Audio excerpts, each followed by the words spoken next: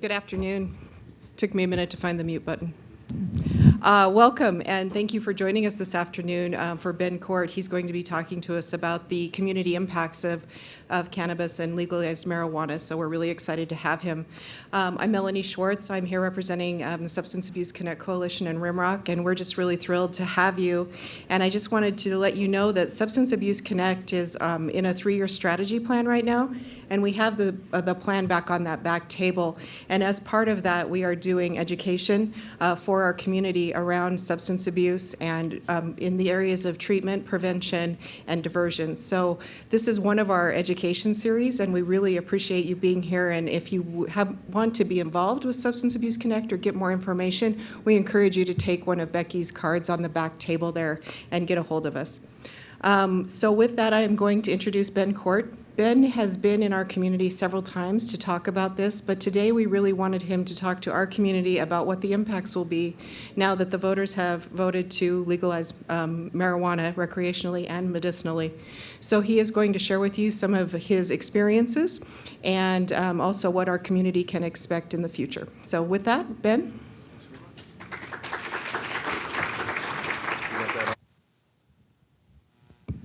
Thanks. Good afternoon. It's my understanding that there's a vaccine clinic directly after this. Is that right? If you haven't got your shot, get your damn shot, people. For God's sake, get your damn shot. Oh, we're recording. I literally just promised I wouldn't cuss, and I didn't make it through the first sentence. Oh, God. This is going to be great. Well, thanks for taking a couple of hours out of your afternoon to get into some weed with me. I think it's really important that as the world changes and as Montana is about to change, as much education as we can have prior to can't do anything but help. And I've been spending a lot of time lately doing things similar to this in states that have passed laws similar to yours, and it should help. My goal here is to give you an idea of what we have seen back home, because Colorado went first, but then also what I've seen in so many other states and even up in Canada, in the hopes of getting you prepared a little bit for what to expect. Now, with such a crazy diverse group of people here, I'm going to have to be very, very selective in what I talk about. In some ways, it's a lot easier when you're just talking to cops, or you're just talking to prevention people, or you're just talking to marijuana enthusiasts. It's a little bit harder with people with so many different walks of life. So I'm going to try and balance that a little bit, but my goal is really not to talk for more than about an hour and then to field as many questions as I possibly can. And actually, let's not do it that way. I've got this broken down into like 5 different sections. Let's just pause after each section, and please feel free to ask questions. And feel free to, we've got this lectern back here. Feel free to ask questions. Feel free to challenge things. Feel free to passionately disagree with things if you want to. I think that with a subject that has been this politicized, it can get pretty hard to have a rational conversation around it. And I don't have any interest in the politics of this conversation. For me, this is simply a question of public health. Nothing else is a part of this. So I'll try and stay as apolitical as possible, even though I'll probably make fun of all of our national leaders, because they're morons for the most part.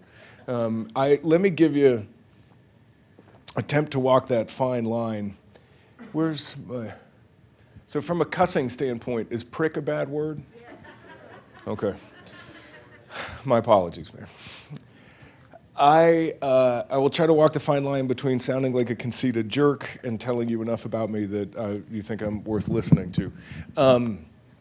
First, and I think maybe from a qualification standpoint, it's always interesting when people ask to do this because I don't a lot. Well, I'll get to the professional stuff in a minute.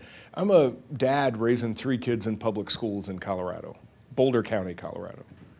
And I think the very first thing that I would like you to consider is the difference in the reality from when I grew up to when my kids are growing up now. So when I grew up, this was absolutely a taboo subject. It wasn't something that we discussed. I mean, I remember when the CD came out, when the Chronic came out with the leaf on the front of it, and we were all like, oh my goodness, he actually put that on a CD, wow. Like the Cypress Hill shirt I owned that said legalize it was like a really big deal. I had to wear a flannel over it before I went out, and then I'd get to school and I'd be a tough guy, you know? Our kids have grown up in a very, very different world. So I want to use my 3 as an example. My oldest, who turns 18 next week, we live in very, very rural Boulder County. I mean, like you can hit a golf ball into Weld County from my house. And she passes a dispensary and 2 grow operations on her way to school, which is, again, super rural, and has always been around commercialized and advertised marijuana, I mean, since she's been really in secondary school. It's just always been a part of things. The use is very, very normal amongst her peer group. It's not something that they're embarrassed, ashamed of talking about. They talk about it with their parents. They use with parents.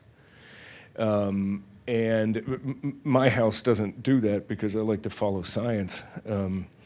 She has been exposed from the time she went to 6th grade in school up through pretty much every social activity she has because it's just such a big part of her society.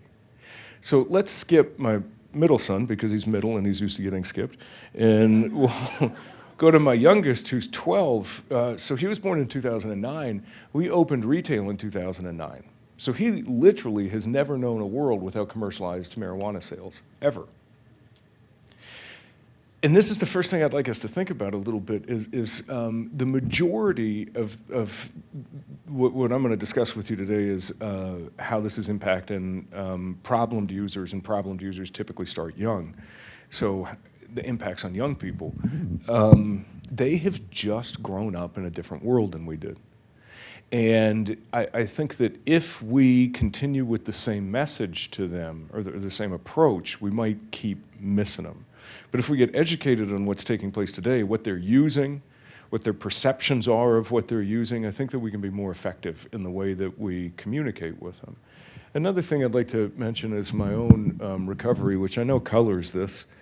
It's funny to think about. So as a recovering drug addict and alcoholic, I really do my very best not to judge. We call it taking inventory, and taking inventory usually leads to relapsing.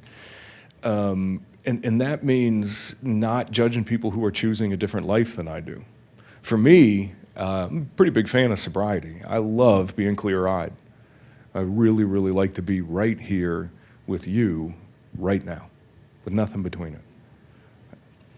But there are a lot of people who choose a different path, and that's their choice. So I'm going to try and speak respectfully about them. But I do want to mention something to those of you in recovery or who work with people in recovery, because I'm here with my friends from the Coalition and from Rimrock.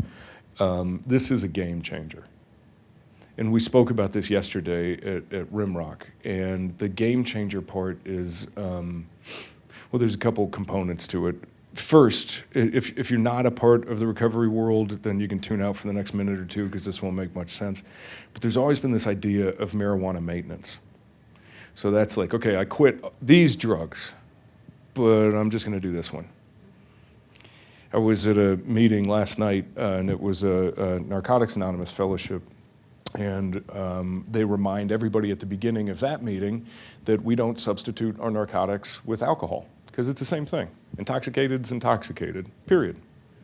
I know a lot of people who use a lot of different things to change their reality, their emotions. Spending, sex, pornography, drugs, alcohol, to not be able to sit in the here and the now.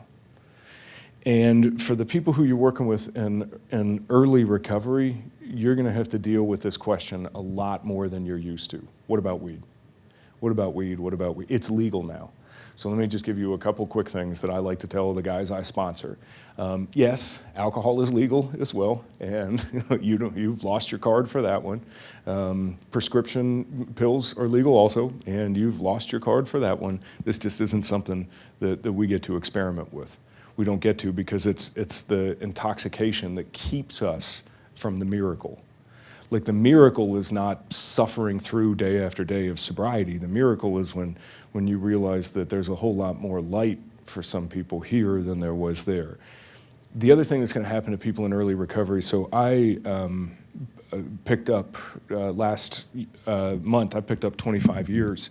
I got sober when I was 18, and well, thank you, that's kind. Thanks. And for somebody with 25 years, I find a lot of challenges with this being as prolific in society as it is. So what's our biggest, what's the sense that triggers memory the most? Yeah, smell. When I was just at lunch with some friends, and if the table next to me is having a couple of beers or a glass of wine or something, that's not going to hit me at all. It's not going to trigger anything. But when I drive around, so there's 3 different ways that we're going to be smelling cannabis. And this is just for those of you working with people in early recovery. You smell it in the growing, the drying, and the burning. And with the size of some of these operations, you smell it a lot. And I know I get triggered a bunch. I brought a dear friend in. I got sober out in D.C., and I brought a dear friend in who works with me now, who he got sober at the same time a year ago, and we were just driving around town, and I was showing him around, and he was like, good God, you live with this? Like, it's just always there. And so what I'll tell you is that somebody with a couple of 24s, somebody who's been sober for a little while, if I feel it, I kind of try and proactively address this, both with the patients that we treat who are going back into society, as well as with the people who I sponsor and work with, because it's going to be a trigger for them. And if you can proactively address triggers, good, you can help them out a whole lot. A couple of things that, we'll skip that, even though I first came to Billings and met my friend Becky Bai doing this organization. For 5 years, I was at the University of Colorado Hospital, inside of an integrated behavioral health service line, where when we first started selling commercial THC in Colorado. And as a result of that experience, I started spending a lot of time trying to learn about this, and ultimately wrote a book. I don't think it's a very good book, but it's a fun book to read, maybe, called Weed Inc. And it is basically tried to do what I talk about. And then earlier this year, and one of the coolest things that's happened in my career, if there's any medical professionals here, Springer Publishing, which they publish all the medical textbooks in this country, they put together a coalition of physicians, about 60 doctors, from all over the world, to write an evidence-based book about cannabis and medicine. So marijuana in every single subspecialty of medicine, because we don't understand drug-drug interactions, we don't understand dose, duration, like what different potencies, things like this. And I got asked to write this section on treatment and recovery, which was an amazing honor. So that's there. I gave a TED Talk in 2017. I spent a lot of time consulting in treatment. Now the only real consulting I do is in labor and professional and collegiate athletics. I'll actually leave here to go to be with an NFL team. We spend a lot of time working and thinking on these. So I've worked for the NFL Players Association, as well as NFL, NCAA, NHL, and now I run a little treatment program in Steamboat Springs called The Foundry, which is a small chemical dependency treatment program for men. There's some boards that I'm on: SAFE, SAM, University of Florida, NMI. NowGap is the National Association of Lesbian, Gay, Transgender, Bisexual Treatment Providers and their allies. If you're wondering, now you're like, where's he fitting that? He had kids, and transgender, bisexual. I'll answer. It doesn't matter at all. Love's love. Okay, let's just kind of skip over that one.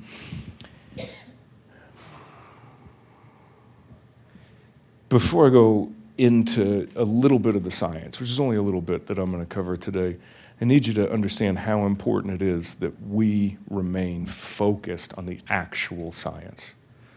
The hyperbole around this is outstanding. That article that your nephew read in the Huffington Post is not science. The survey that says 63% of America is not science.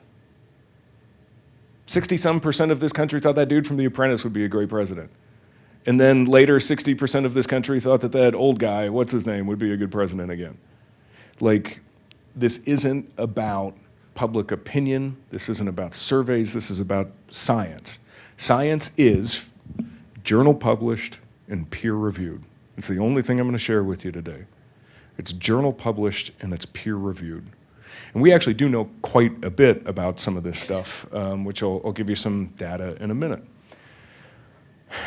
Let me make a big, giant, crazy, intense statement that I hope ruffles some feathers, and then give me 10 minutes to back it up. If I haven't backed it up in 10 minutes, probably not going to be worth listening to for the rest of this time, because it kind of hinges on this. And the statement is this, that unless you have consumed a THC-based product that was purchased commercially in the last 4 or 5 years, your idea of what marijuana is so antiquated that it's at best irrelevant. And the reason why I say it at best is because we all think we understand this. So aside from alcohol, this is the most commonly used intoxicating substance on earth. And every single person in this room has either first or secondhand experience with it. By the numbers, less than 40% of you have actually consumed it firsthand. But unlike amphetamines or opiates or things, every one of you knows a guy.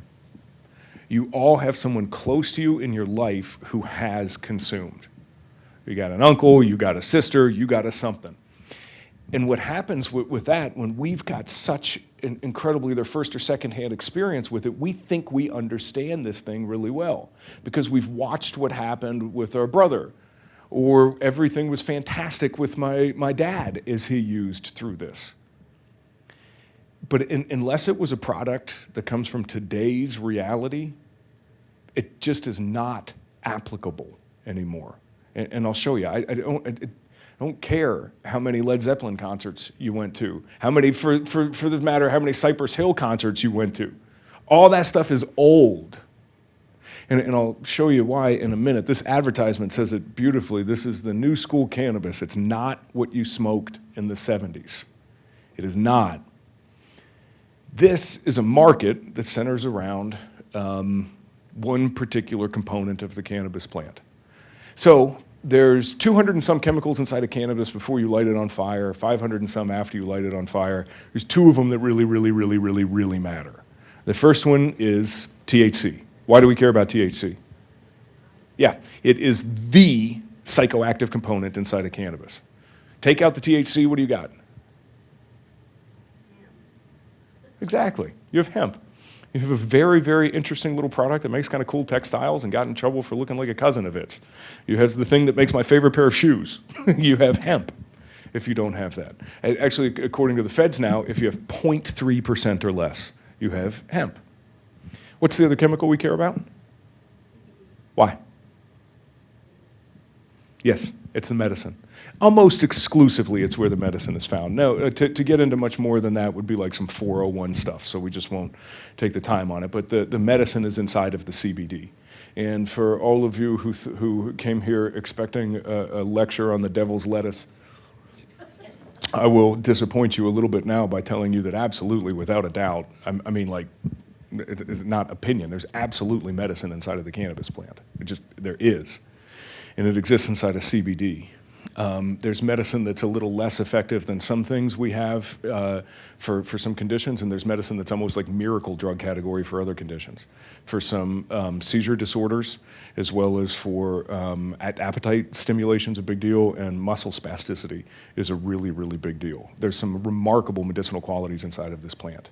Now, let me be equally as clear. I'll frustrate the other side on this. You do not smoke medicine. Period. Ever. The qualities that exist inside of the cannabis plant for medicine can be extracted and presented in a non-combusted form. We actually even have 4 drugs out there right now that do a nice job with it. Sativex, Epidiolex, Marinol, and Dronabinol. We got some pretty cool drugs that are based on this, but the CBD market is one that we're not going to consider much because it's so minuscule right now. We're going to talk about THC and the market for THC and what we have seen in Colorado. And now here's me validating that crazy statement that I made. Follow along with me for a second, because this is the most important thing I'm going to show you over the next whatever. This and the next slide are the two most important things I'm going to show you. So these data, we really couldn't hope for any better, and I won't bore you with all of it, but it's the University of Mississippi. It ended in 2010, the collection did, but fortunately they had samples that took them out to 2011. With any luck, this is going to continue again, but right now, this is the end of these. And so what these guys have done at Ole Miss, which is kind of like the America's weed central for all studying, is they looked at multiple things inside of the cannabis plant. This is a representative sample from all 50 states. And this is the THC and this is the CBD. That's what this graph is pulling out for us. And I want to go over three things inside of this graph that are really important. The first thing is this. Is the beginning in 1960 and the measurements that we had through the early 70s and until indica made its way into this country. How many of you guys have heard, had the person in your life who loves cannabis tell you it's natural? Yes, of course, because it is. And it's a really, really cool plant, actually. And humankind has interacted with this really cool plant for millennium. Like the dawn of time, we have interacted with this. Take this line, stretch it back into perpetuity.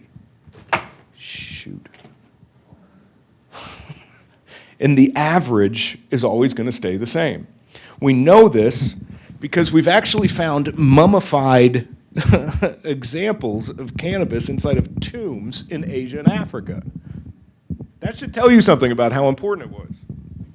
We liked it so much. There were like pharaohs and emperors and stuff who were like, put a little bit of that in there with me. And just like, let's throw some of that in the tomb. We were able to test that. They can use mass spec and they can test that and they can tell you what's in it. And we know that what has always existed inside of cannabis is somewhere between a 0.2 and a 0.5% THC. There were some exceptions to this. There were instances of higher THC that was found. Almost all of it was around religious traditions, like in the islands over here, and some religious traditions in Middle Eastern countries had some higher potencies. But you're still looking at like some amazing knock your socks off weed being 4 or 5%. The next thing I'd like to show you that's really important here is they didn't even begin tracking the CBD until the mid-'80s. And in all likelihood, because I think the people who put this together, when we start tracking CBD, you also see what occurs naturally inside of the cannabis plant, which is a 1-to-1 ratio of THC to CBD. And that's what always existed. CBD is so important for a number of reasons. And one of them is that it neutralizes a lot of the psychoactive component that is THC. So you always had the CBD keeping the THC in check. The THC was never really having a chance for all these thousands of years, was never really having a chance to do anything detrimental to the human brain and body because the CBD kept that psychoactive component pretty chilled out. It's like a good mixer. That's 2. 3, the third thing I want to show you is we like to get high in this country. And we have steadily increased the THC because we like to get high. And I don't think that should surprise anybody here. I mean, we brought the world professional wrestling and supersized Big Macs. Like if one is good, 2 is better, right? We're gonna do this. But we've taken it to a really new place now. And I'll explain the why here. You'll see it on the next slide. So before I shift to this next slide, I want you to take one last good look at this. These are increments of 2.5, and this is a 50-year span. These are increments of 5, including Colorado from 2012. The blue is Colorado. So unfortunately, we haven't gotten a continuation of these data since 2015 because the state stopped testing. I had a great meeting with a lot of your local leaders last night, and it seems like you will do a much, much better job testing than we did. It seems like it'll be able to be done locally, which will be really good. But what happened, and this is very simply explained, this is a corporate takeover of something that was grown outside forever. The vast majority of our knowledge ended about here. So we had some really good, a huge meta-study that came out in 2012 that Dr. Volkoff from NIDA put together that taught us a lot about cannabis. I'm sorry, 2012, up until about 2012. We had a pretty good handle on what cannabis was doing inside of the human brain and body up until 2012. And the reality of it was that, yes, there were problems associated with it for sure. There were people who had pre-existing mental health conditions, who it could make much worse. There were people who got addicted, and we'll talk about the addiction in a minute here. Not a large portion of the population that got addicted, but there certainly were people who did. But for the most part, this right here was truly rather benign. And I think that you've got to be a little cherry picking with the data to come up with issues with the human brain and body and cannabis when it looked like this. You can find it, but you can find exceptions to everything that you ever want. I'm trying to stick with the aggregate here. The problem is that this plant turned into this drug very recently. This is not the same thing, which I'll show you in a minute.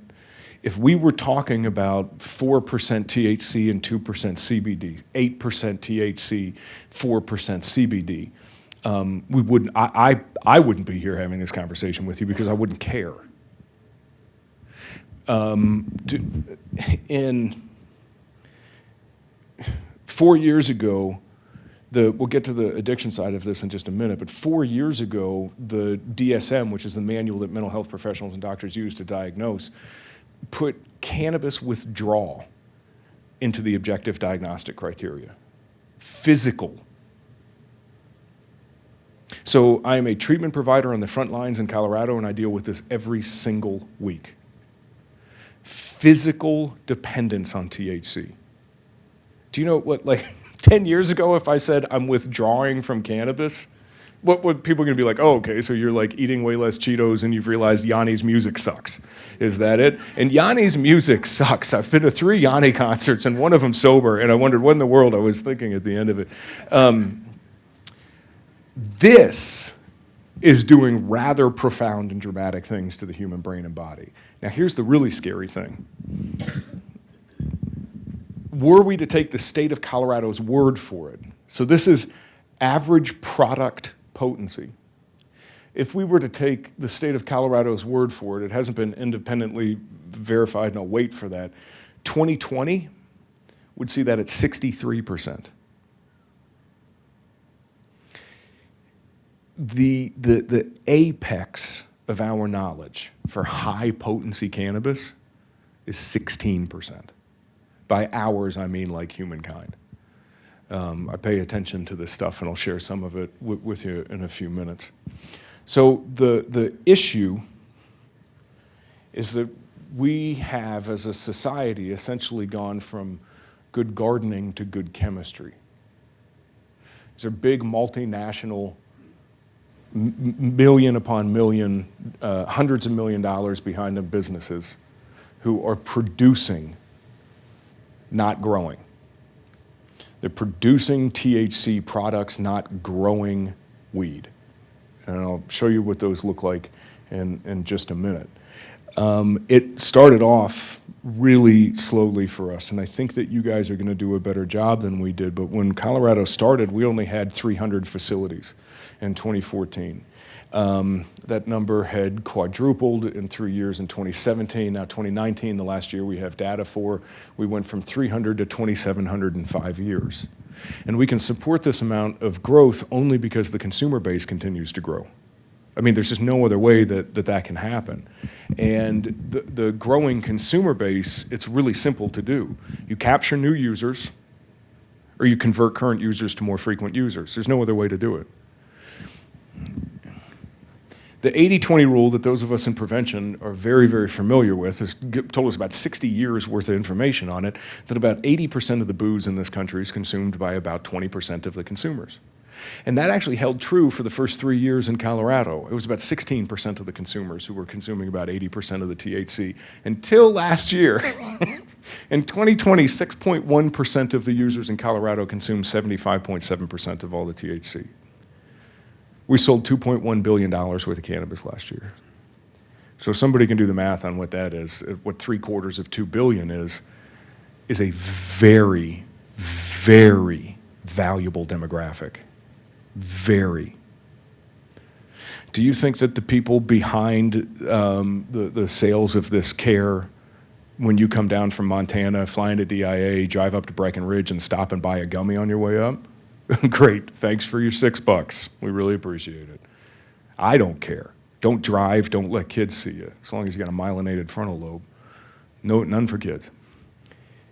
What we need, what the people selling this need, not the people, the corporations selling this need, are problemed users. Same with alcohol, same with tobacco. The issue isn't with the weed.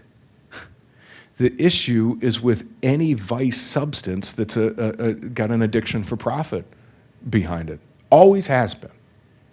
And if you want to build the absolute perfect user for that, so to build this 6.1%, there are 3 components. There's 4, but we have no control over the 4th. The 4th is genetic predisposition. If you want to build the problemed user, these are the only factors: age of onset, frequency of use, and potency. So age of onset, and I'm going to pause after this and take some questions if we got them. So age of onset is anything before adulthood. And adulthood is not what they legally say. When are we grown up? Yeah, mid-20s. For ladies, 22, 23, 24. For boys, 25, 26. So here's the word of the day: frontal lobe myelination.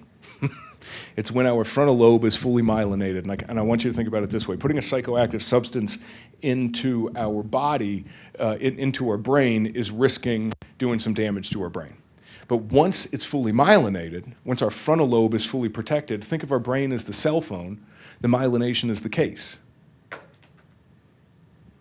Okay, I probably shouldn't drop my phone too often, but it's okay.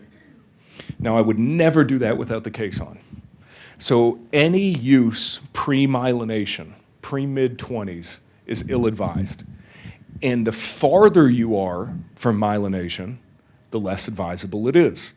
So it would be better to start at 22 than 19. Better to start at 19 than 17. Follow me? Make sense? Frequency of use. There are a lot of different ways that we can consider this, and if you don't mind me summing up a whole lot of information pretty shortly, anything more than a couple times a month is putting you into some areas that we would be concerned with. Because people don't consume THC. People who aren't consuming a form of medical, they're not consuming THC for the taste, like you have a glass of wine with dinner, a beer watching the game. You use it to get intoxicated. So if we're getting intoxicated more than a couple of times a month, we would always be concerned with that. And certainly if somebody's getting intoxicated multiple times a week, so anyone using multiple times a week, that gets a little concerning. And potency. So this should be the kind of freak you out a little bit thing here. Colorado just changed its laws really dramatically. They go into effect January 1st, but we are really cracking down on potency. And in meetings that I was having with all of our politicians there, when they were trying to get a handle on what a safe potency was, well, here it is. Billings. The only absolute safe is 0. The only absolute safe amount of times is none. The only safe age is never. However, I live in the same world you do, which it happens and it's going to happen. So the safe level of THC potency that we can say, 8%. Once we start to get north of 8%, we really start to see some detrimental things happening inside of the human brain and body.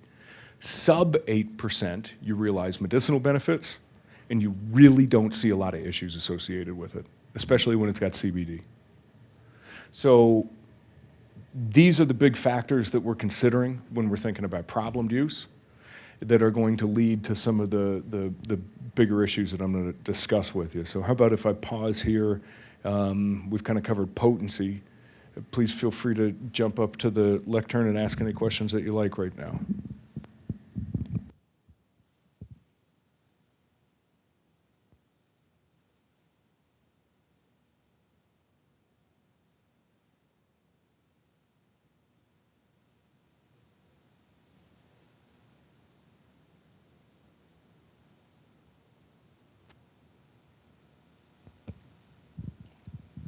So I have a question for you. So all this talks about pushing up the levels of THC. What are they doing to push up the levels of CBD if that's what's the medicinal part that's for us? Because it looks like the consumers are looking for the THC levels, not the CBD levels. But me as a community member, I'm looking for those CBD levels to be used and utilized. And the marketing is going toward THC. Why are we doing this backward? Is that a good question? Oh, it's a great question. It's a simple answer, but a complex solution. The simple answer is there's just a ton more money in high THC than there is in high CBD.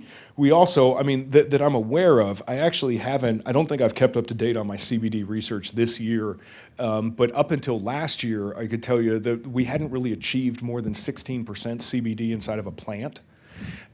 Which means extracting that is going to take twice as much organic material as it would if you had 30% THC in one. And in all likelihood, we literally have tens of thousands of generations of the cannabis plant that have been bred and cloned to get stronger THC. And CBD is a pretty new thing that we're interested in. So it's harder to grow a CBD-rich plant and then to extract it. But the biggest thing is there's just less of a market for it.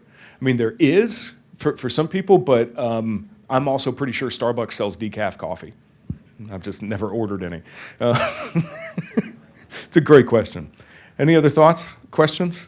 Yeah, jump in, man.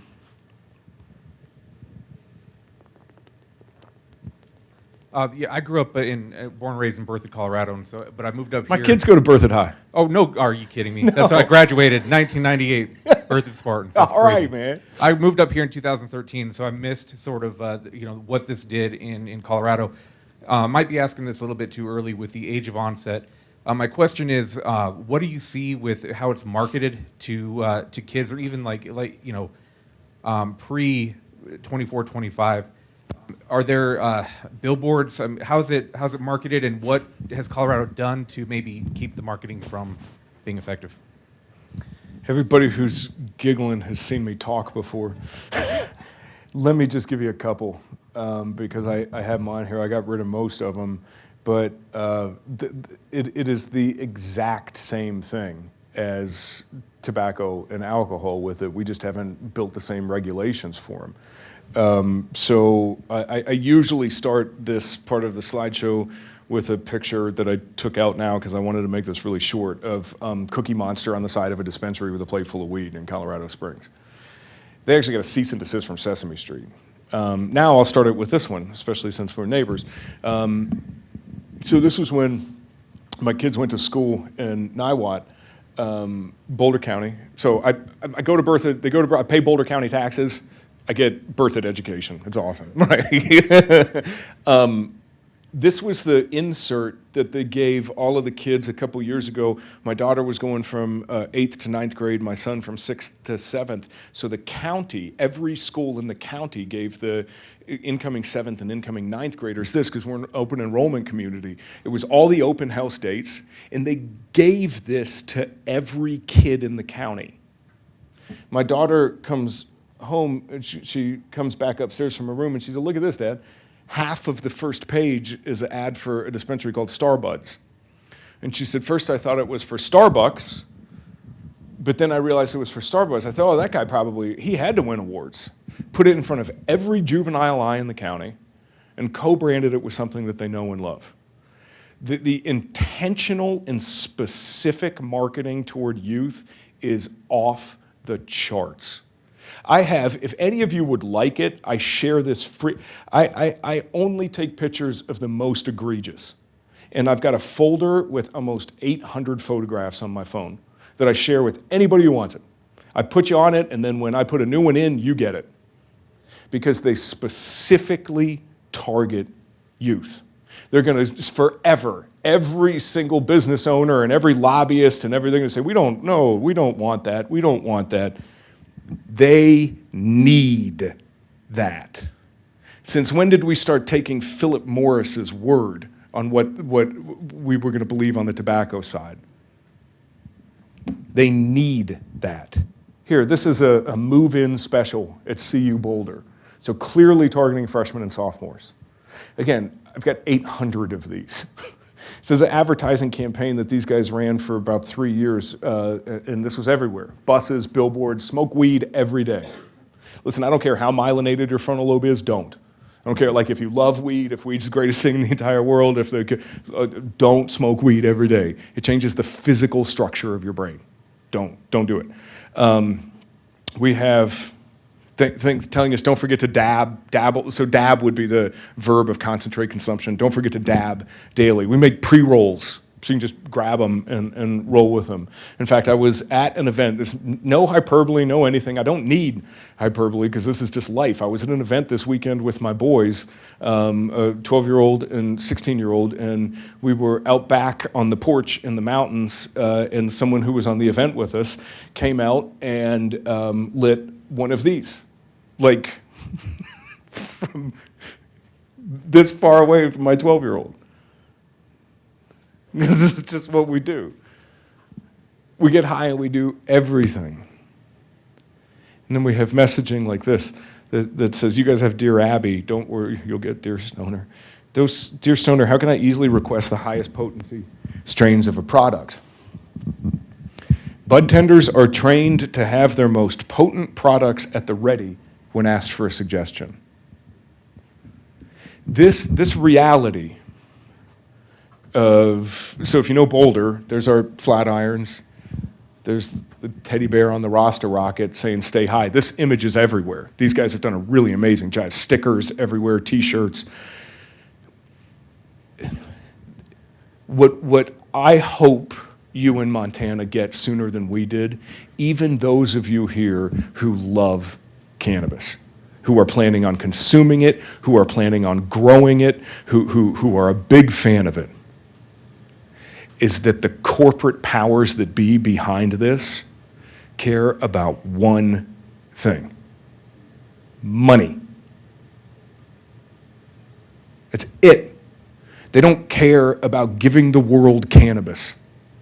They care about getting our money, and the money comes from the problemed user. If you care about the social side of this at all, you are more than twice as likely to consume daily if you earn under $20,000 a year than if you earn over 50.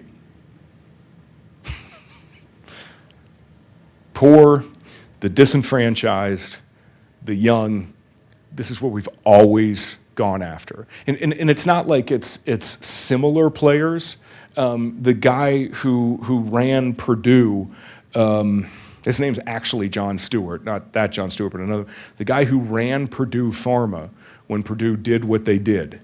They're the OxyContin people. It now runs the second largest cannabis company in the world.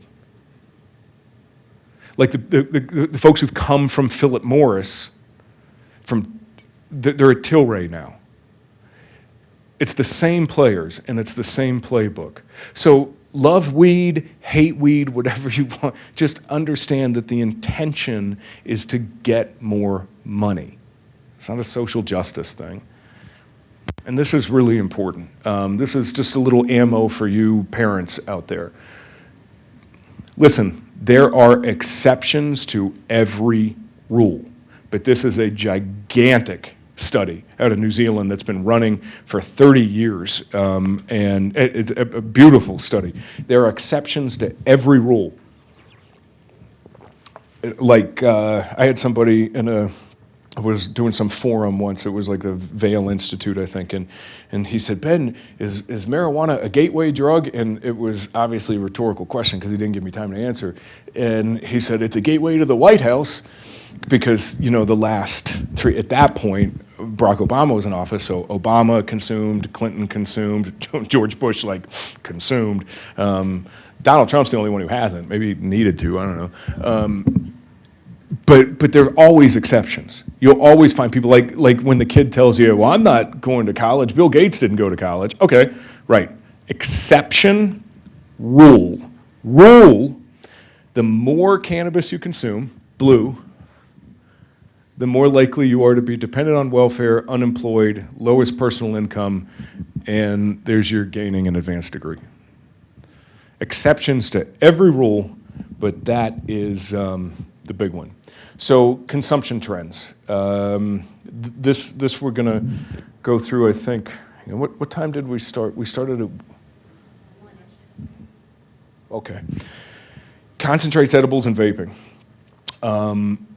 The thing that's so important to understand about concentrates are that they have fast become the primary product that we sell. So we sell more concentrates by value than we do flower.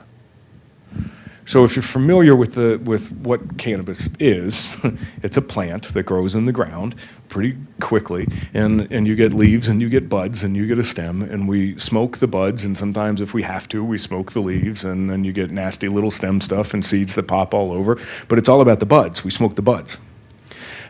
So we are actually selling more concentrates now in Colorado than we are the bud. So I'm going to show you who's familiar with the concentrate. Oh, good. All right. Well, Montana. I should have thought. So here's the reality with the concentrates is in the last couple of years, we have been able to achieve this with a concentrate. So what we're doing simply with a concentrate, well, what we were doing was using some sort of a stripping agent to pull the THC out of the organic material. Butane's where it all started, and propane, isopropyl. There's multiple ways to do it: compression, gravity, osmosis, reverse osmosis, cold water. But actually, closed loop extraction systems are the best. That's what got us to this point. That's what got us to 99%. This isn't something called a distillate. So if we were to put that onto the chart that we knew back then, 2000, it's 2021. 2019 Colorado Cannabis Cup winner. Getting a little more pure, that was number 3 that year. This was last year, and this was this year's winner. This is cannabis. So the legal definition of what marijuana is in your state is this, same as my state.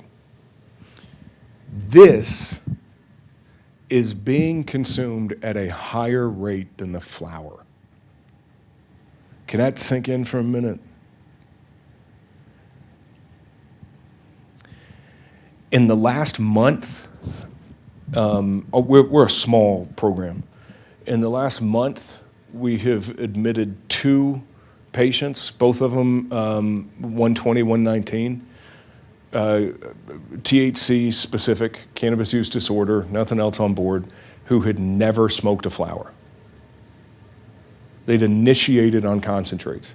For them, the whole of their cannabis experience was a concentrate. So remember back at the beginning when I was saying that we've got to be willing to adapt to the way we consider this and think about it and look at it.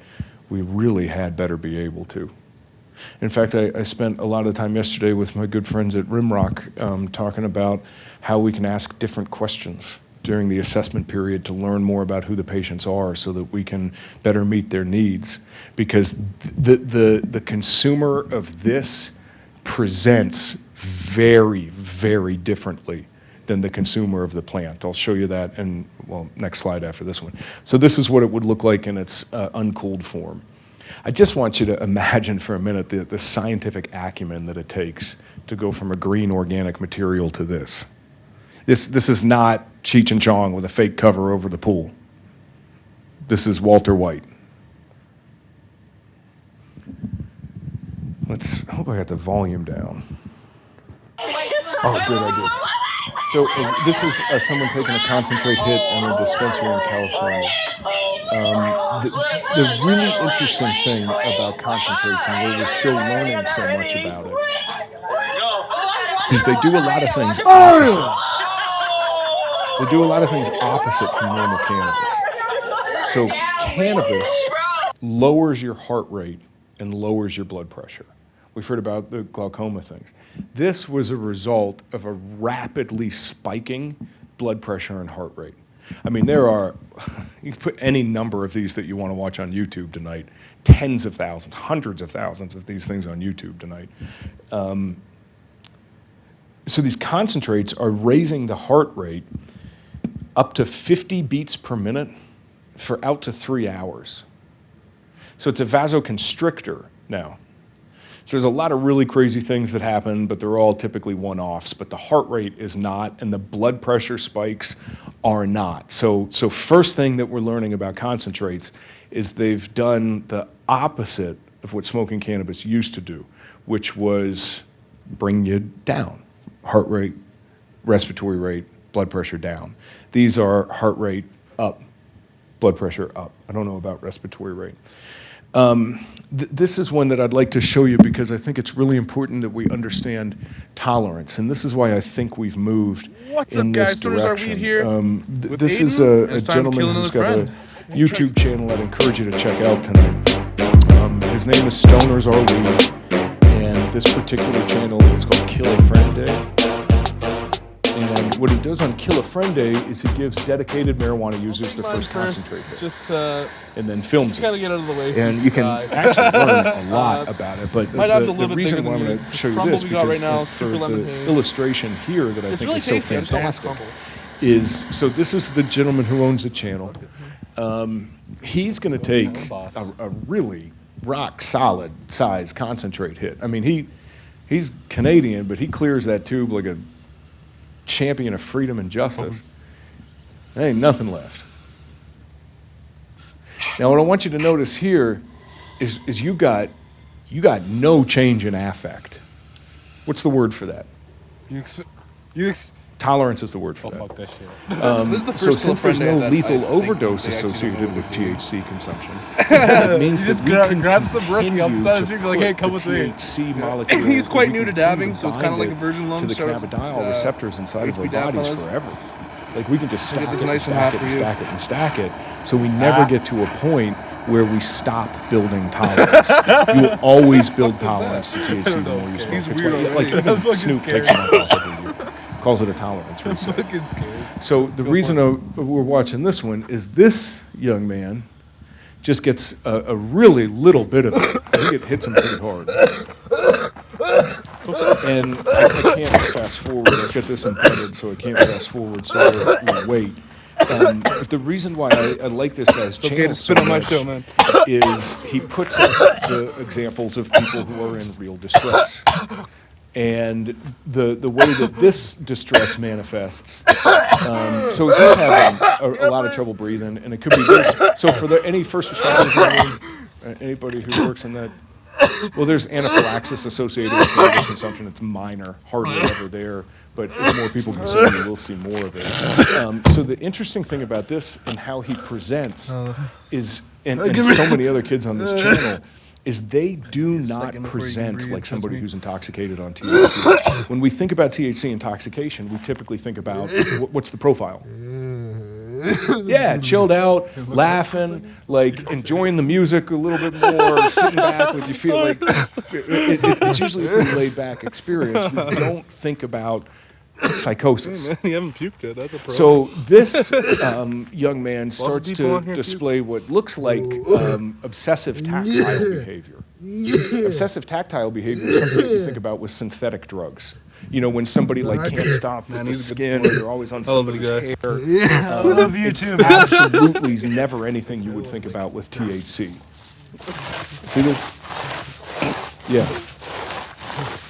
So what we've seen is more and more and more like really extreme reactions to this. I'll go over the psychosis with you in a minute. And we're seeing so much of this on the front lines in Colorado, in the treatment world, and in the medical community. And I think the biggest problem that we have, that it's my hope that you don't have, is that you are able to talk to people about this in a way that's relevant. Because here, this was me learning how to drive. This is my kid. It's just such a different experience today that if we keep going back on our experience or the perceived experience of those around us, we're just going to miss having a relevant conversation with people. Because when I was young, that right there, I got sober out east in Washington, that was weed. That was about as beautiful as you could ever hope for, that rock, that nug right there. Now it's butter and it's wax and it's shatter. The cannabis of the 21st century looks like this. This is cannabis. Look at the language that we're using with it. But it's not. Cannabis is a plant. This is an extract. Concentrates are to cannabis what crack is to coca. This is a live resin form of concentrate. This is a shatter form. This is a reverse osmosis created. It comes in powder form.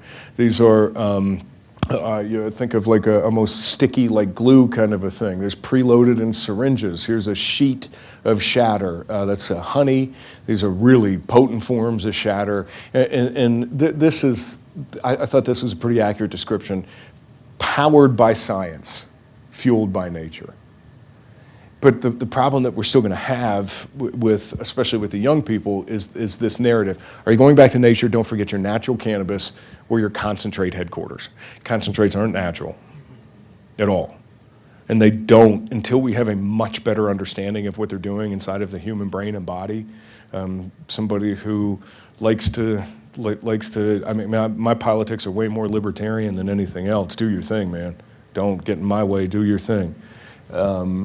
I tell you, these people do not have a place in the world until we have a better understanding of what they're doing. And right now, we can't even tell the consumer what they're doing. So let's do vaporizers real quick. The reason we do concentrate before vaporizers is that everything that's being vaped is a form of concentrate. It's a oil or it's a rock or it's a something. And the thing you got to understand about the concentrates is there's no smell. Amazing fun flavors, no smell. This is the problem in schools. So you can get, we're actually installing them at our program. We're totally tobacco free, but we're installing vaporizer detectors at our program. And there's a lot of schools that have vape detectors now. They're pretty awesome. They can actually isolate THC or nicotine in it. And we make them to be concealed in just about every form you could possibly imagine. Smartwatches, Tic Tac containers, cell phone cases, things like this. So I'm going to pause after this edible section, but this edible section is really, really important because in all likelihood, the majority of the problems that you'll see, the acute problems that you see, are going to be related to edibles. And in some ways, if you ask me, if you pin me down and you're like, well, how do I have to consume? If I have to consume, I'd always rather somebody eat something than somebody smoke something. Sure. However, there's some issues associated with the edible consumption that I'll show you in a minute. The first one is dosage. So we led the way with this, saying that 10 milligrams was a dose. That number was totally just picked out of the air. But 10 milligrams was one dose. So here's a package of gummy bears by a company named Edipure that has 10 gummy bears in it. 10 is the dosage. What's the implication? Gummy bear per dose. These actually have a warning on the back of the package that says, don't forget to cut your gummy bear into tenths, because each gummy bear has 100 servings in it. So I was reading through Montana's law last night. You guys actually allow up to 800. So you would actually allow up to 80 servings in one package. And here's what it is. So when we originally did this, it was based on weight. So what's an edible? Up until a decade ago, an edible was baking shake into a brownie or a cookie, right? Like you ate it and you got stuff all through your teeth, and some of y'all old people laughing with me right now, right? Like that's what you did with it. But now we are actually infusing our edibles with distillates. Do you remember what the distillate was? That totally clear 99.9%? So the problem that you've got with this is the regs are on weight, not potency. So what's 1 mg distillate equal to organic material? Like, I don't have any idea. It's different, for sure, I'll tell you that. So that's the first big problem that we've got with edibles is the potency of what we're infusing it with. We're not just infusing it with shake anymore. The next thing is the amount of servings that we're putting into it. There's one with 100 legal servings.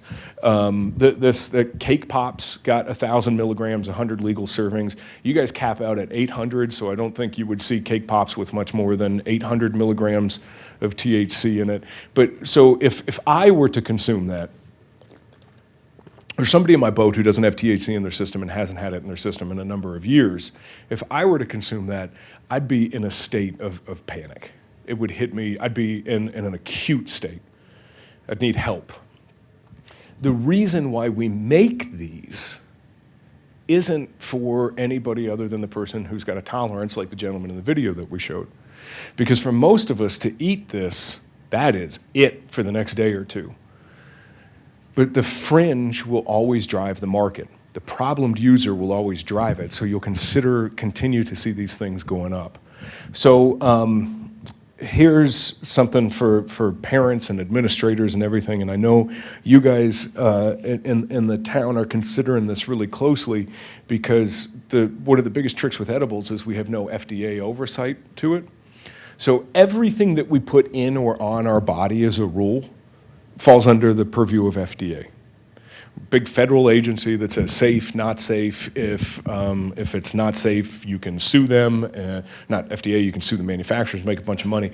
No edibles fall under FDA because and one of the amazing paradoxes, one of the better ones that the feds have given us out of this whole thing, when they're like, sure, okay, go ahead and do your thing, but we can't help with it because if we do, we're complicit in violating federal law. So they won't let FDA do anything with this. So it then kicks back to a state who hasn't had to regulate food, beverages, anything like that in decades, and just doesn't have the infrastructure to do it. But the problem with edibles is it's everything. So this is of particular concern, I think, to parents and to people in my world and to medical professionals. If it can be introduced into the human body, it's being commercially produced with THC in it. Condiments, hot sauce, ketchup, mustard, coffee, K-cup coffee, lemonade, hard candies, ice cream, granola bars. This is a sublingual strip where you would just put it on your gums or under your mouth. Here's a nasal spray. This is a topical intoxicating. So this isn't for pain relief. This is to intoxicate. So this goes through 3 layers of your skin and into your bloodstream.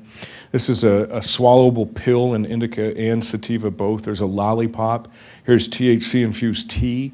So we could very easily just make this and walk around gummies in all forms, facsimiles of other candies, so it's easy to roll around with them. That's not a joke. That's a real candy called Pot Rocks. We have THC-infused alcohol. Be very careful with combining alcohol and THC, please, especially driving. It's called a synergistic effect. It's not 1 + 1 = 2, it's 1 + 1 = like 6, because they affect different parts of the brain and body. So if you're intoxicated on THC and alcohol at the same time, it's more than just the combination of those two. So be careful of that. THC-infused soda, this one's got 35 servings in it. It says you gotta fill the lid up. If you keep up with rap culture, here's THC-infused syrup, juice, water. I thought that was pretty impressive. I mean, really, like, water. Chai tea, juices, mints, suckers, candy bars, wipes, potato chips, tampons, And this isn't a feminine product to aid menstruation or anything. This is to intoxicate. It's a very effective way. If you weren't aware of the whole trend that was going around for a long time with alcohol soaked tampons, it was a pretty big deal.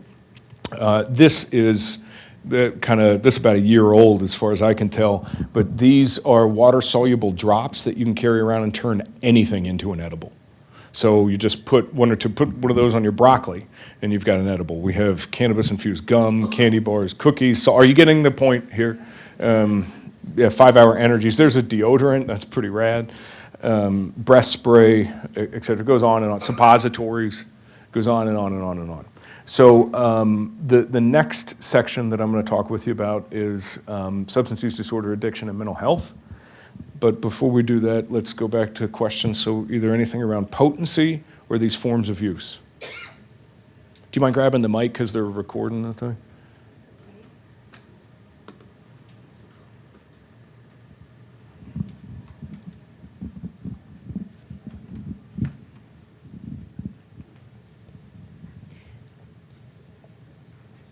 The myelination of the brain.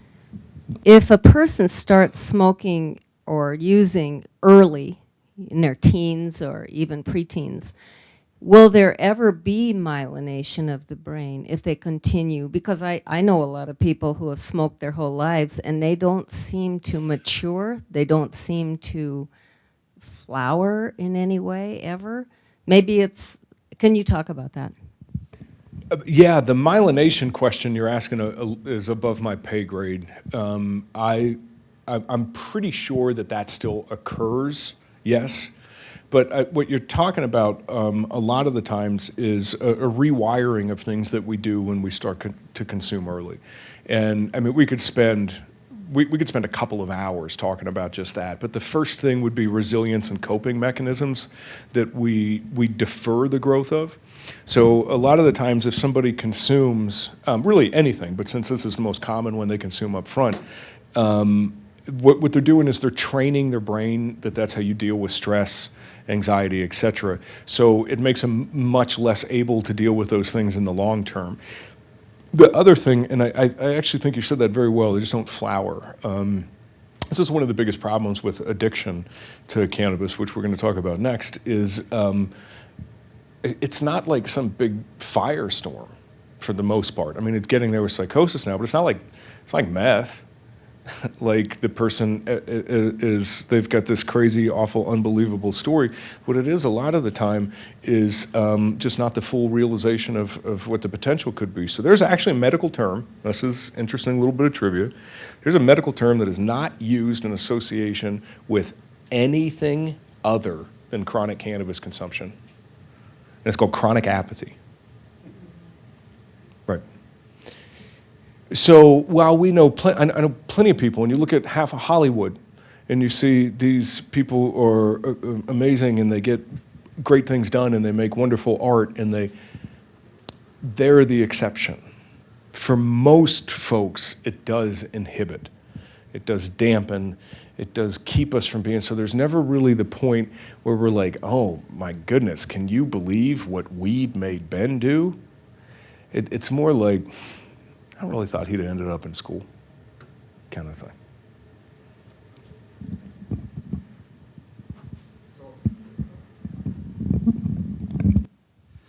So I'm a school official, and we've invested in the vape sensors and those type of things. But I'm flashing back to my days as a coach and worried about kids sneaking a can of Copenhagen on the bus. What are some ways that schools in Colorado have been able to keep a cap on this with all these different products, or is that just that cat's out of the bag at this point? So I actually just this year I spoke at the Colorado School Resource Officers annual meeting, and that was one of my biggest questions to them is how are we dealing with this? I mean, the vaping we've got a half decent handle on, but as far as the edibles go, and the answer was we just don't know what to do. I mean, if we find something, we can test it because they've got the THC strips, so they can test it. But I mean, I used to, when I would go to school in the morning before I stopped going to school, I'd have a can of Mountain Dew and about a third of it would be vodka. And I never got caught doing that. Like, I don't know how in the world we would ever catch kids consuming edibles in the ways that they are now. I just don't know. Signs and symptoms of intoxication, I guess, would be your best bet. Sorry. Anybody else have some thoughts on this or anything? Sure?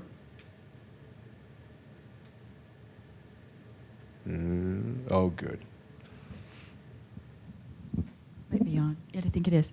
So before you get into the addiction, Ben, would you be able to talk a little bit, since we're talking about the testing right now, a little bit about what we talked about last night in regard to the fact that right now the state of Montana has 5 testing labs for the entire state. And one of the 7 criteria that the state of Montana gave to counties and municipalities in regard to regulation is testing.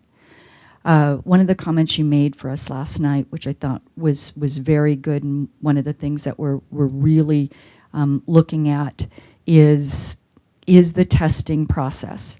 So if we get in Montana the rapid increase of dispensaries like what you got in Colorado, what's going to happen if we still only have those 5 testing labs? So there's obviously going to be a backlog. Could you address that, the kind of the positive part about getting more testing labs in the state of Montana, possibly getting testing labs here in Billings to increase the speed upon which the product can be tested? Could you address that a little bit? Thank you. Sure. So it's really important. So remember I said there's no FDA involvement. It's really important that we determine a couple of things inside of the plant before it goes to market. And the first is where the potency level is. We've got to understand that. Because, again, this is something that Montana decided to do. So you're doing it. If you've got the potency level out there, you can have a more educated consumer. You can have a person say, I want this strong, not this strong. I want it as strong as possible. I don't want it very strong. So potency is the first thing. The next important thing that you've got to figure out with the testing is the contaminants. So those are pesticides and heavy metals. Growth accelerators as well. And that's really, really important. And in an ideal situation, like if you could do it right, everything would be tested and you would have the return on those results prior to any of it going to market. Because, so what you see now in Colorado and California for sure is you see these samples get tested way, way, way down the line. And at that point, the product's already gone out to market. So then the recall is, but we really don't want, so the problem with it is the pesticides that we're saying we can't use. I mean, this is an ag community. You guys understand these things a little bit. I want you to think about what's happening when you grow one plant with 0 rotation indoors around the clock 365 days out of the year. Anybody? You make really awesome super bugs because it's one plant, there's no rotation. So what you've got to use to kill those bugs, those mites and things, is usually pretty aggressive. So the pesticides that we say we can't use or you can't have on the plant are big ones. And most of these pesticides we don't allow for topical interaction with a human. Like we wouldn't allow you to put it on your skin, let alone light it on fire and inhale it. So it's very, very important that we figure out what's in and when batches get through, that have too much pesticide, too much growth accelerator, lead, aluminum, et cetera, things like this, and we stop them before they get to market. So the amount of testing that you have to do, this was ultimately one of the biggest reasons why New Zealand didn't do it. I was asked to spend some time with them. The guy who barely made it out of high school got invited by Parliament to go and help them put their laws together. And one of the reasons they ultimately did it was because they didn't think they could get enough testing facilities in place. So to get an actual representative sample of the amount of cannabis you're looking at probably 5% of everything needs to be tested, and in a non-predictable way so that the people who are growing don't know it's coming. And to do that, you're looking at a lot of testing facilities. And the need to have those not be really backlogged. So we really don't test anymore in Colorado. We haven't in a couple of years. And when we sort of hung that up, we had about a 3-year backlog. So it would be very advisable, Montana, to have as much capacity for testing as you possibly can, if that answers the question. Very advisable. Should I keep going? You mind grabbing the mic so they can? Wanted to answer the flowering question, sorta, because it depends on how you view flowering. But like I used when I was 15, 16, 17, every single day, and other things in addition to weed. And I've written winning grants. I'm gonna go get my master's. Like it, yes, you can. You're not like destroyed for life, like just so, yeah. Well, thanks for sharing that. No, of course you're not. Of course you're not. And I hope you didn't hear me say that. No, I didn't. I was trying to answer that question. She said that she's never heard or seen people flower. So I was like, oh, well, Got it. you can use mess up and get later, but when you're younger in life, you're fine. Thanks. That makes sense. And I have too. I know a lot of people who used early continue to use and do fine. And I also want you to keep in mind, I have gigantic sample group bias because I work inside of treatment. Everyone I see is. But me too. So I started smoking when I was 12, and I write books. I'm okay.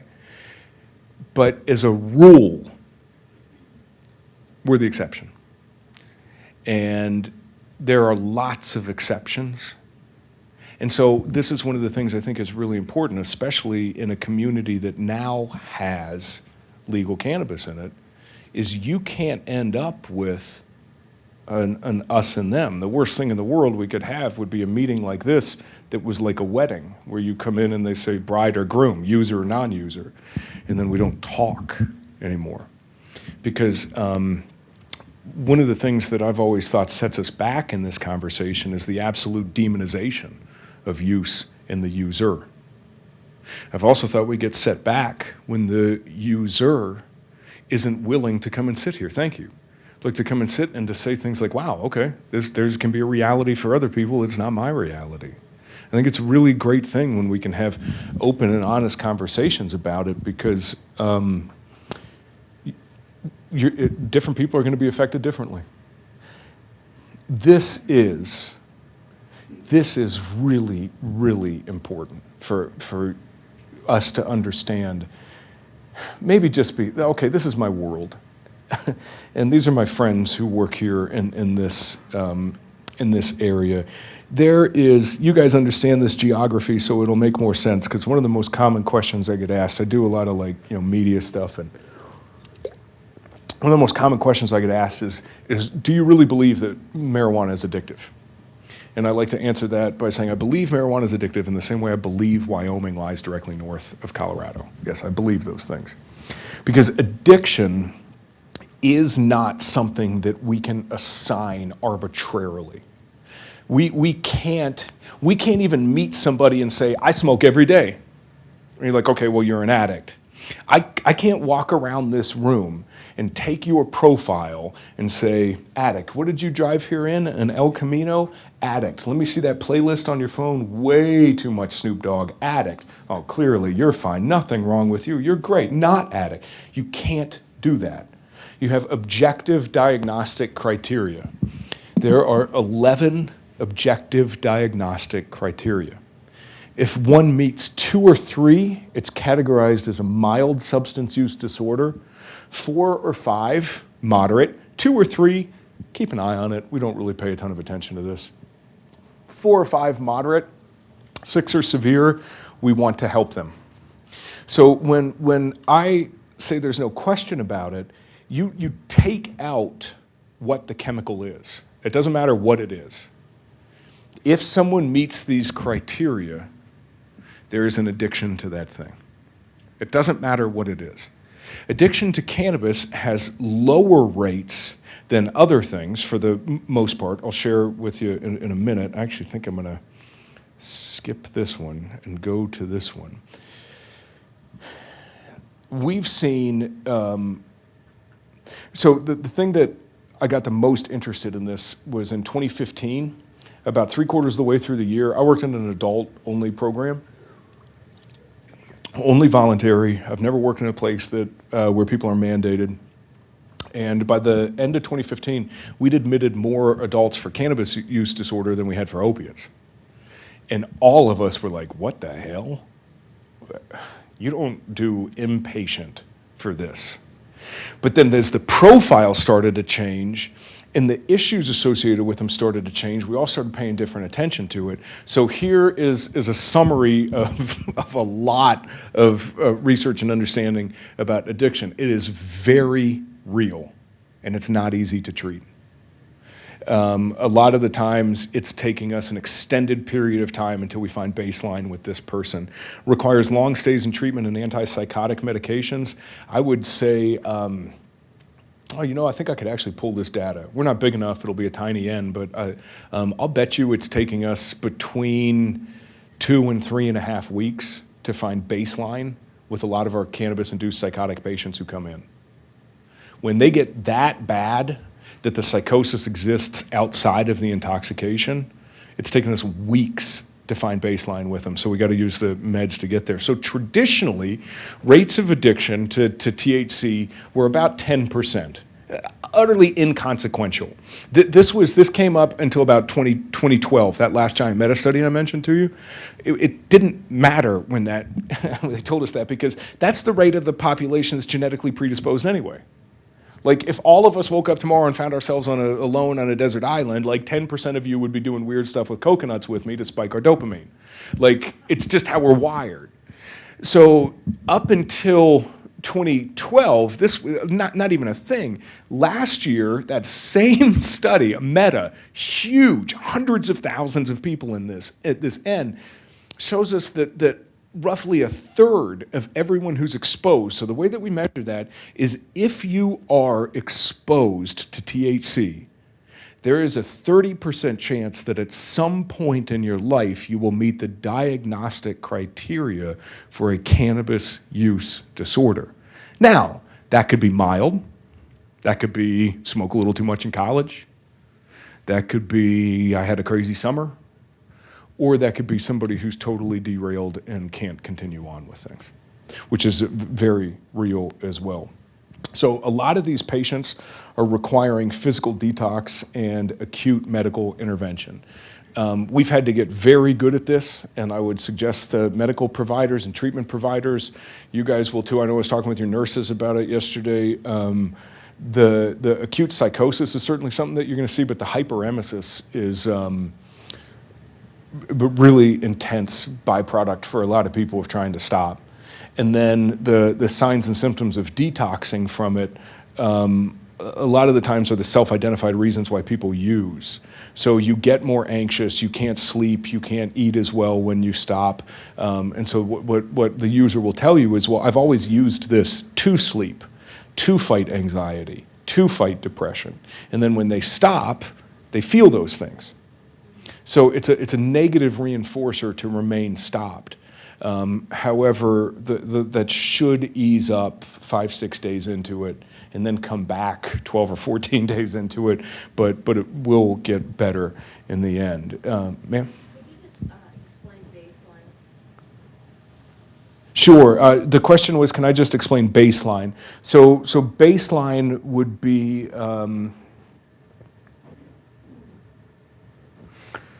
what's a good way to, where an individual would be without the influence of anything mood altering. Baseline would be finding where I am right now, not under the influence and not affected by any substances at all. So the reason why I say it takes us weeks to find baseline is certainly the drug is still in their system. THC is fat soluble, which is very different than other drugs. So it takes a long time to work its way out of your system. But the reason why it's different is that let me, I've got a slide for it. I've got a slide for that that'll explain it a little bit better. I think we'll come back to it. So here's something really important to understand, because you'll hear this quite a bit. It's natural. We produce cannabis-like compounds. It's called an endocannabinoid. We have them throughout our entire body. I mean, nose to toes. You've got endocannabinoid receptors, and cannabidiol receptors. And when you consume, and there's also lots of things naturally in the world that fit like that too, they bind themselves to that receptor. The main concentration that we find these in the brain, again, all over your entire body, but pain control, vomiting, appetite, this is big. Motor skills and memory formation. Another reason why we're really careful with kids is the memory formation side. So we always want to discourage use when somebody has to form memories. Studying, learning, etc. Because what THC does, so amphetamines are the opposite of this. It's a really weird thing. If you've seen folks who use, well, I don't think I want to use meth as an example, but Adderall or something, it actually stimulates the ability to stack short-term memories. THC inhibits that. So what you do is you can't stack short-term memories as well, which actually leads to long-term distortion in your memory. And this really weird thing happens with THC that doesn't happen with other drugs. This is like, so if you're not stacking short-term memories, you end up with kind of like these blank spots, these long-term, but your brain doesn't tolerate that. So your brain actually fills that in a lot of the times with things that did not happen or didn't happen in the way that you did. So it's a false memory. This is only in chronic use, but it's a trip. And it's especially a trip in a treatment perspective when we're trying to because they're not telling us something that they believe to be false. It's absolutely the case for them. It's really an interesting new thing that has happened. So where is my psychosis thing? Here we go. We can go back to those other ones if we feel like it. So getting...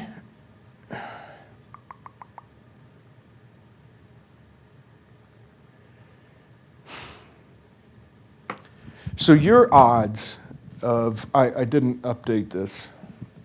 Your odds of having a psychotic episode,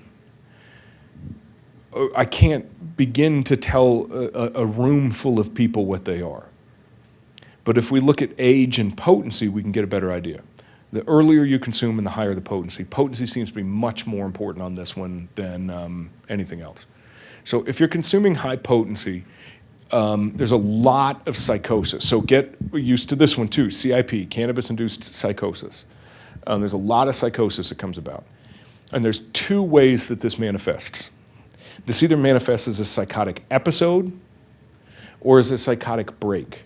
Now, psychotic episodes just mean they have a term. So I'm coming to your baseline question here.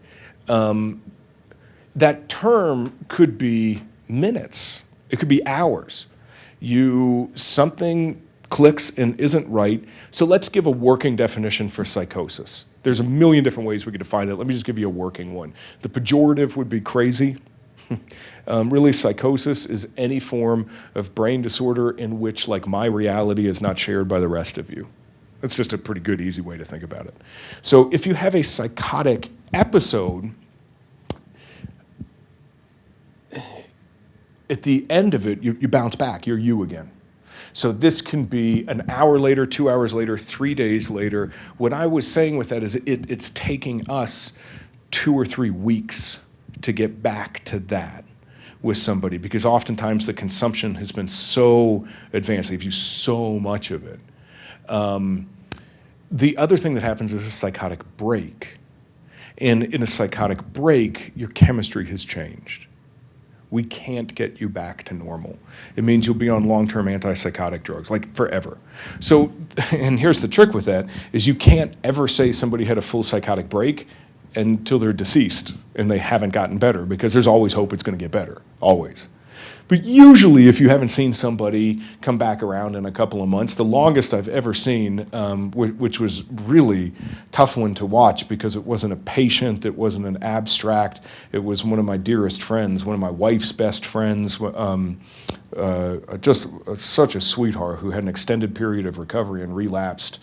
First, she just was using a little CBD, and then she ended up on high concentrates, but it was about 6 months before she stopped. And hers was full schizophrenic. And I don't know if you've ever known anybody who suffered from that, but that's kind of the most scary of all of them, because that's when you hear things and see things that nobody else does. And they're as real to me as you are. So in a worst case scenario, and sorry, I don't know what to do with that slide. In a worst case scenario, your instance of developing psychosis, and all we know is 12 to 16%. We do not know above 16%. I can tell you anecdotally, it is much, much higher. In fact, it's becoming rare that I see somebody entering treatment who has not had extended psychosis. Again, sample group bias, like crazy. But I get two calls a week, at least 2 calls a week. My kid, my husband, and some of this stuff's heartbreaking. And worst case scenario, early beginning, high potency, 12 to 16%, frequent use, more than once or twice a week, and genetic predisposition, the presence of 3 very specific precursors, can lead to an increase in the risk of psychosis of a factor of 8. So roughly 2% of society will experience psychosis. That takes it to 16% of people who use that. And it has been fully determined to be causal. And it is not, guys, this did not happen a decade ago. It was like maybe very rarely when the difference is just in the potency. And it's gotten pretty hard to deal with, because one of the realities is that people still come back to saying it's not addictive, it can't be addictive, it's a plant, nobody's ever died from it, all of these things. I had a slide in here about it. And I think that the disservice that we're doing with that, one of the things I was talking to my friends at Rimrock about yesterday, was one of the disservices that we do with that is we make it harder for the person who has a problem to ask for help. There is not a person in this room who wouldn't rally around me if I said, I got to quit drinking. Not one. I mean, I guarantee if I said I got to quit shooting dope, smoking meth, whatever, you're with me. But when that person raises their hand and says, I think for me, weed might be a problem and I have to stop, I want you to consider what the reality is like for that person. A lot of the times, because it's not a taboo drug anymore. It's a drug that's very socially acceptable. Their music, their peers. A lot of times, the first thing they're going to get is their peer group saying, no, that's not a thing. I smoke just like you do. I'm fine. If they can get past the peer group side, then we've got this message out there that was not brought to us organically. like if you want to read how all this stuff started, I wrote about all of it, and I named names. My publisher was sure I was going to get sued, and I didn't get sued, probably because the book didn't sell enough copies. And, and like we know who came up with this messaging and why they came up with it. It was just to sell more of it. So then they're going to kind of go out into the world and say, I think I need help, and a lot of the world is going to be like, what? It's just weed. That's not a thing. And then, heaven forbid, they actually go through those physical detox symptoms. 9 out of every 10 providers in the country aren't going to know how to deal with them. And so I've always felt like it takes a huge amount of heart for a person to say they're having a problem with it, because there's so much support and normalization of its use. And just like alcohol, the more people use something, the more problems we will see with it in society. Far and away, twice over, alcohol is the most dangerous drug in this country. Not because it's the worst. Not at all. It's a bad drug. It's the most dangerous because it's the most commonly used. It's a ratio. That's it. So as you see more use, and as that use tends to lean more towards the higher concentrated forms, you're going to see more mental health issues associated with it. This is a big deal. So the interesting thing about this is, obviously studying suicide is a tricky thing, because someone who has completed suicide is impossible to interview post and find out. You can just do blood tests and stuff like that. But so the measurement that we use to look at kind of severity of suicide did it require hospitalization? And any use at all looks like you're about twice as likely. Causation, correlation, we don't know. But we do know that it is contraindicated. THC is, especially this high potency stuff, THC is contraindicated for use with a depressive disorder as well as anxiety. So the theory, at least the working right now, is that most people who harm themselves are probably struggling with clinical depression. And if THC makes that clinical depression worse, then that would make sense. I get this one. We're all so happy and fine, and like we talk about our recovery time, and you guys graciously clap and stuff. The thing we don't talk about nearly as openly is mental health. I also have a major depressive disorder as well as PTSD. I treat the depressive disorder and the PTSD with pharmacology and psychotherapy.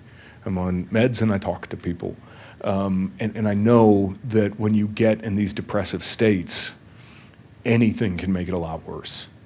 And even if it's just that little nudge of some extra THC doing it, that might be a part of it too.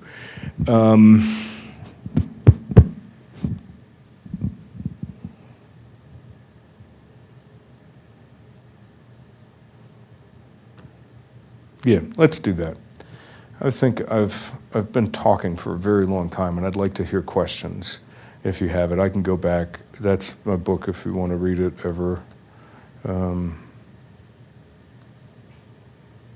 Okay, questions, thoughts, anything. Please, do you mind grabbing the mic because the recording?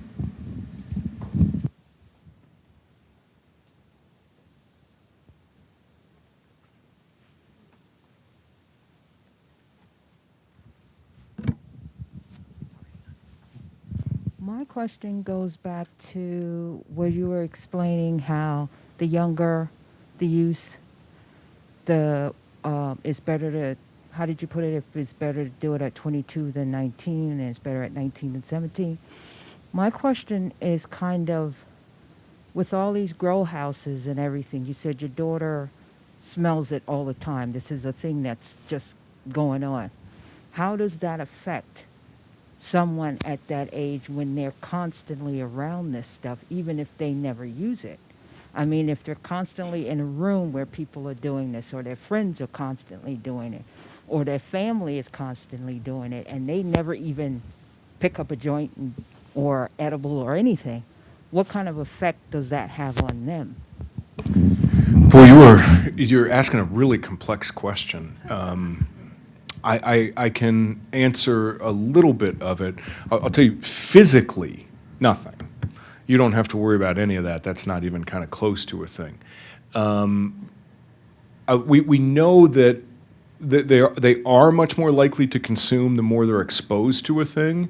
So we all know in prevention that the single biggest predictor of youth use is perception of risk. And the biggest contributor to perceived risk is how frequently they interact with the thing. It's why we have such a low perception of risk around alcohol and things too. So there's nothing physical that's going to happen, but we do know that the more they're around it, the more likely they are to use. Here's something, and the timing of that, I've never been asked this question before, and the timing of it is interesting because just 2 weeks ago we filmed a thing on it. At the treatment program, you know, everybody's always like trying to do social media crap and thing. I don't do any of that stuff. But I let them talk me into doing a conversation where I sit down with the leader in the organization every other week just because I get to go fishing. It's the only way they tricked me into it. They call it catch and release, and I go and I take somebody fishing, and then like we interview about a thing. And so the last one, which I lost a 24-inch brown on, 2 feet from me, 6X. It was okay.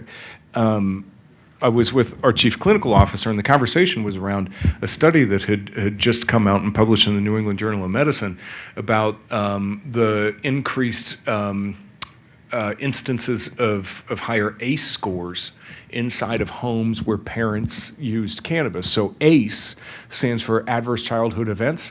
And it's like our gold standard we use for who's going to get in trouble and who's going to need help. The higher your ACE score, the harder life is going to be, period. As it would turn out, what we're starting to see are predictably higher ACE scores inside of homes where parents consume. And this was a cannabis-specific one. I mean, obviously that would apply to any other substance as well, because there's less predictability anytime there's intoxication in a home. So I think probably the best answer to your question is don't worry about anything secondary exposure. That's not a thing. You don't have to worry about that. But you will see problems come out of a more prolific using environment inside of a home. It's a great question. Thanks for asking that.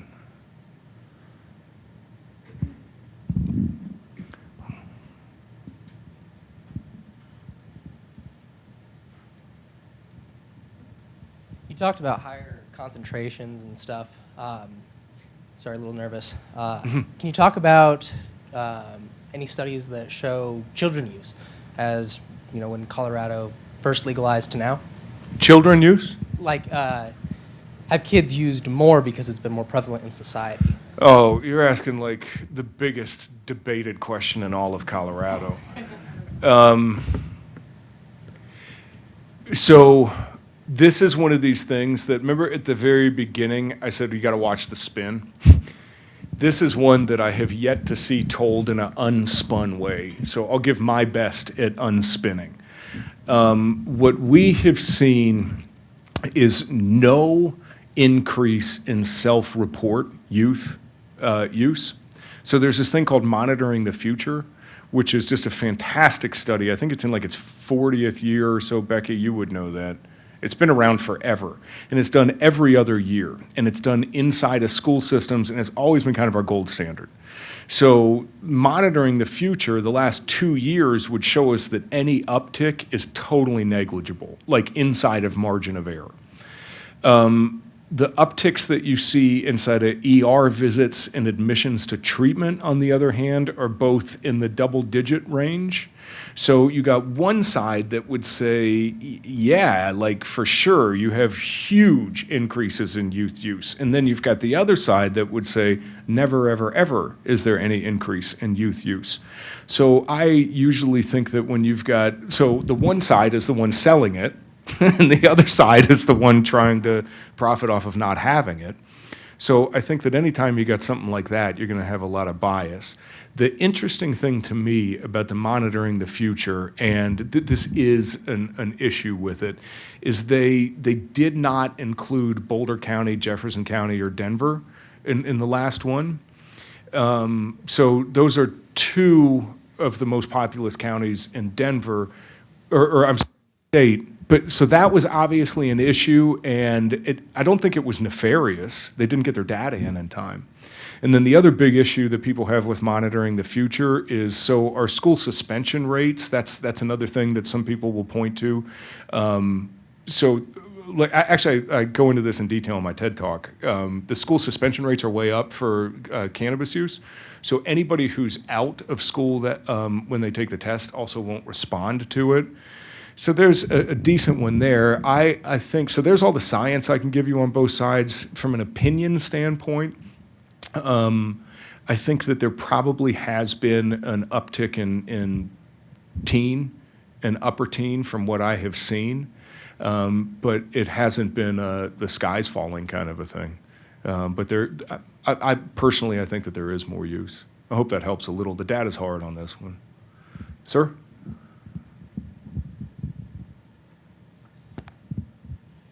Yeah, thank you for this presentation. This is not something that I have very much background on at all. And so I was just kind of thinking as you were talking about the THC rates and some of the almost, you could say, unintended consequences of legalization.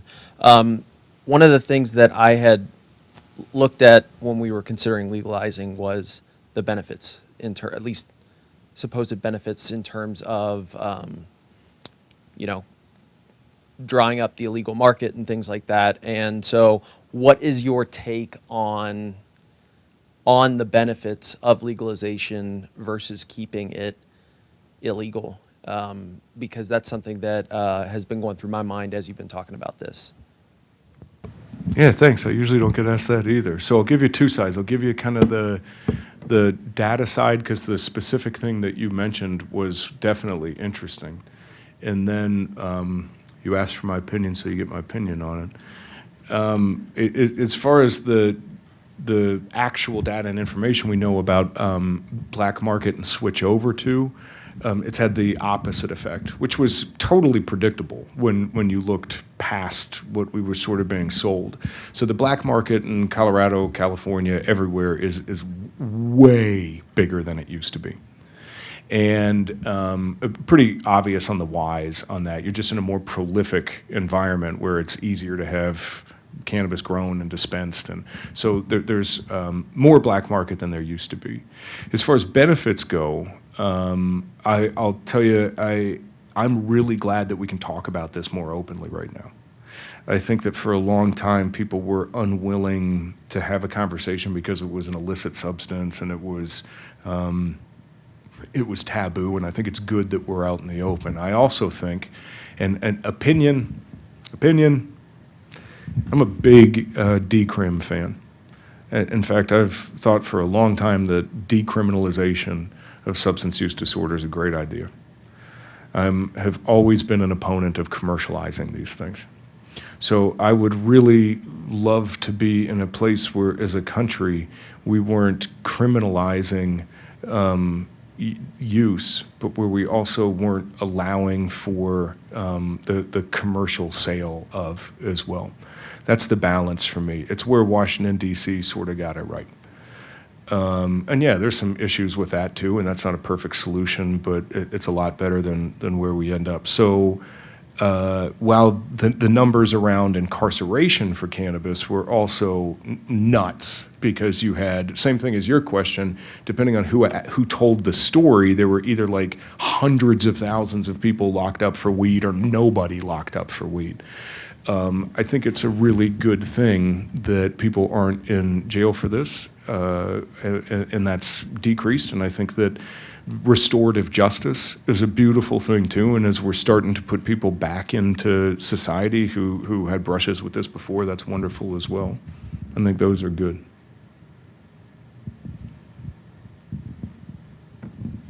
Well, on that incarceration piece, funny you brought that up. My question has to do with underage populations and arrest rate disparities based on race, class level. If you have any knowledge on that, I'd love to hear your thoughts. Did you Google me? I have considerable knowledge on this. This is my thing.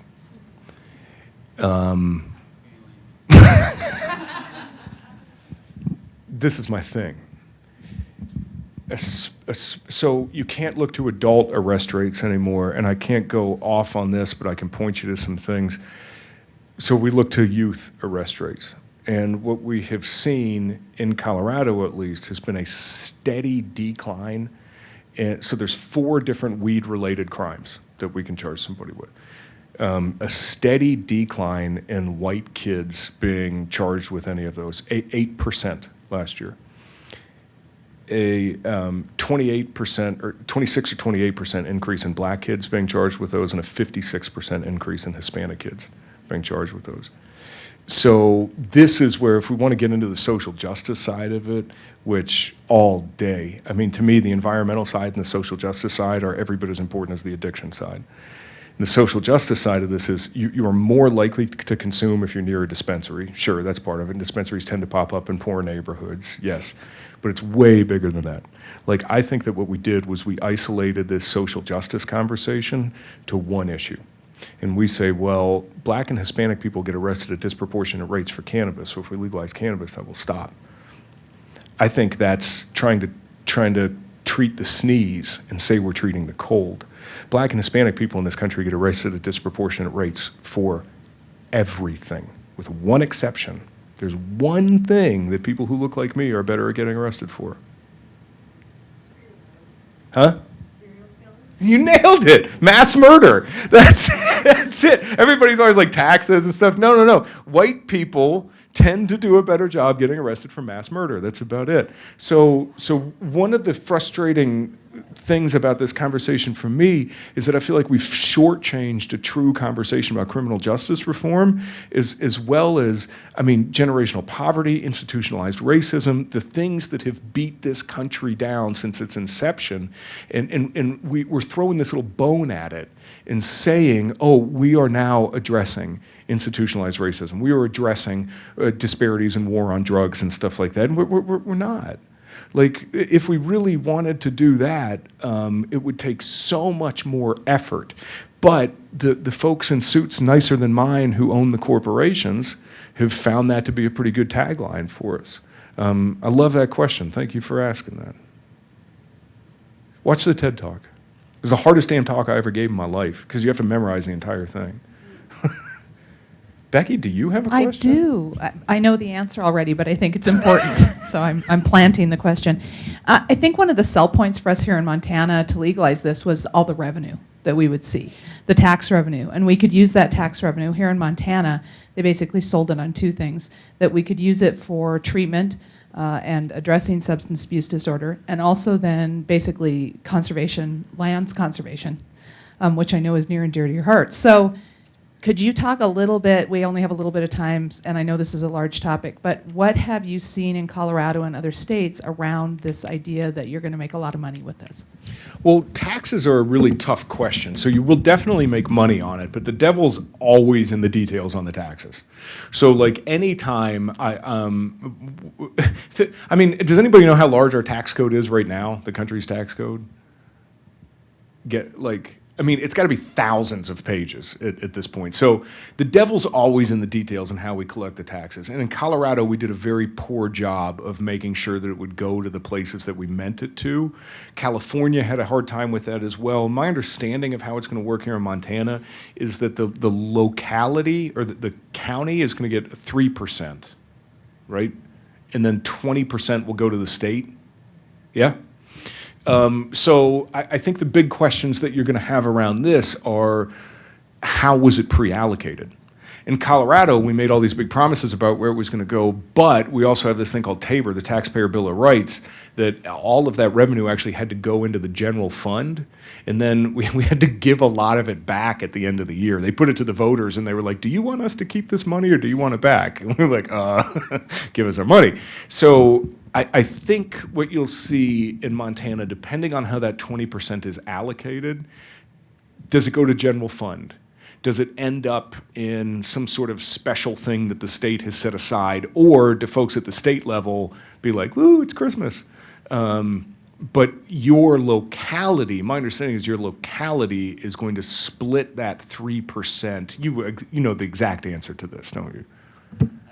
Ben, Chris Kukulski, City Administrator. I don't know the exact answer, but I can't help but take advantage of the question, the opportunity. So the big if the state of Montana's estimates are correct on how much marijuana is going to be sold, retail, medical, and recreational, and there's reason to believe it's probably going to be greater, but if they're correct, and if 15% of that sale happens inside of Yellowstone County, or I'm going to give you the high number, if 20% happens inside of Yellowstone County, we're going to get between $250,000 and $350,000, which sounds like real money until I hope you say, no, that's not real money, to deal with the issues related to it. But that's City of Billings. I'm sorry. That's what the City of Billings would get off the 3%, because we will end up with 45% of what the county gets.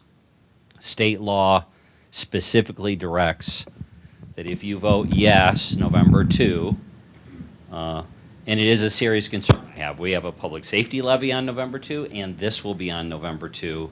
And I am very concerned that some people are going to read I just voted for the 3%. That's going to bring in more than the $7 million needed to help the criminal justice system and prevention and all the other things. But so 250 to 350 to the city, if the assumptions are correct by the state, just to get that on the table. Wow, Ben, thank you. you so much for last night, for today, and all your help to our community. Well, of course, you're welcome, Chris. Wow, that is not much money. So let me give you, if this is something that you're interested in, the world's leading thought leader was a gentleman named Mark Kleiman, a professor out of the University of Washington. And he was firm proponent for legalization, spent his whole life kind of arguing for it. But his research was all around how do we appropriately tax it. Unfortunately, he passed away a couple years ago. Just amazing man, brilliant guy too. Because the question that you've always got is, at what point can you tax a vice substance to cover itself? So for every dollar that we collect in taxes for alcohol, we spend about 9. For every dollar we collect in taxes for tobacco, we spend about 11. So it is almost one of these things where the more money that comes in, it's sort of a more that's going out some ways, but there will be real money realized as well. But when you have... look into Kleiman's research if you're interested. Very, very complicated thing to appropriately tax a vice substance, and nobody's figured out how to do it yet. The only thing it seems like we tax appropriately that is, if you want to call it a vice substance, which it's a vice substance, are fossil fuels. But that's just because we need them. Any burning desires? Some of you got that. Okay, go home.